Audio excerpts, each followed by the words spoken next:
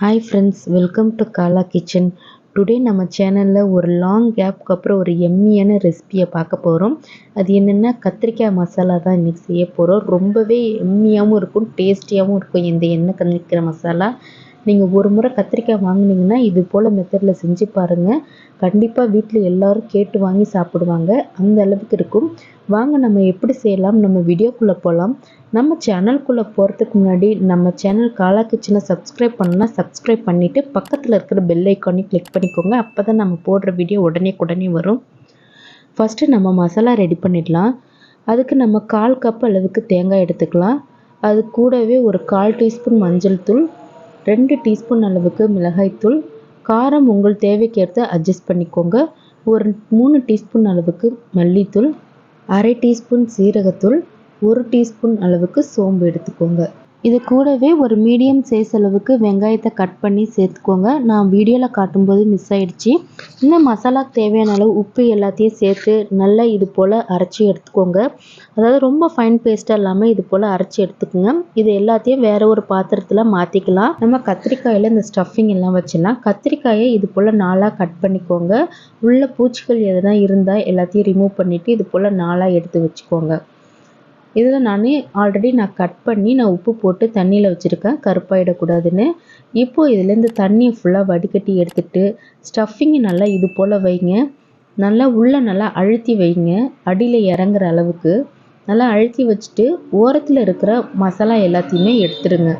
நான் பண்ணுறல வீடியோவில் அது போல் பண்ணிக்கோங்க, கரெக்டாக வரும். ஏன்னா நம்ம எண்ணெயில் வதக்க போகிறோம், எண்ணெயில் போட்டு பிரிஞ்சிடும். நான் இன்னொரு கத்திரிக்காயும் இது போல் நான் ஸ்டஃப் பண்ணி காட்டியிருக்கேன் உங்களுக்கு. நல்லா அழுத்தி வச்சுட்டு நம்ம ஓரங்களில் இருக்கிற மசாலா எல்லாத்தையும் எடுத்துடலாம். இது போல் பண்ணி நம்ம எல்லா கத்திரிக்காயும் இது போல் பண்ணி எடுத்துக்கோங்க.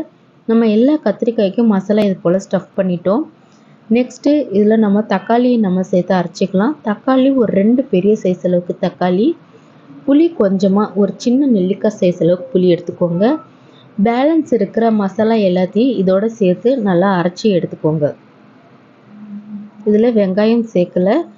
இப்போ இந்த பேஸ்ட்டை அப்படியே தனியாக எடுத்து வச்சுருங்க. நெக்ஸ்ட்டு ஒரு கடாயில் ஒரு 5 டேபிள் ஸ்பூன் அளவுக்கு எண்ணெய் எடுத்துக்கோங்க.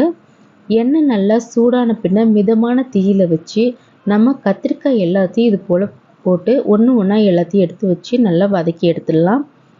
கத்திரிக்காயை நம்ம எண்ணெயில் போட்ட உடனே நம்ம வதக்கக்கூடாது.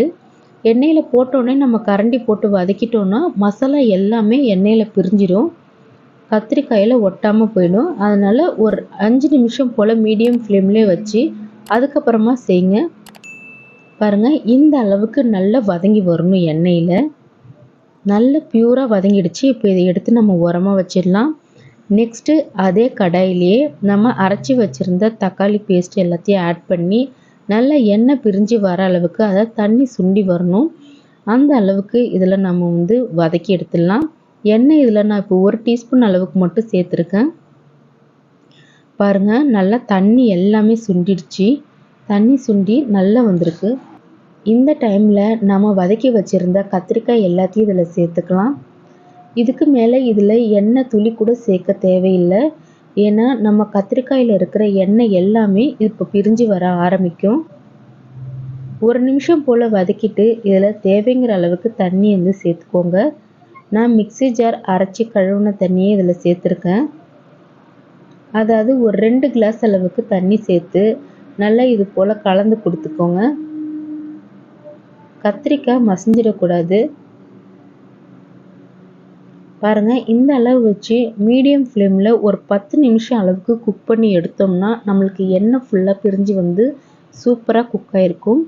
இப்போ கடைசியாக நம்ம குழம்புக்கு தேவையான அளவு உப்பு சேர்த்து நம்ம கொதிக்க வச்சிடலாம்.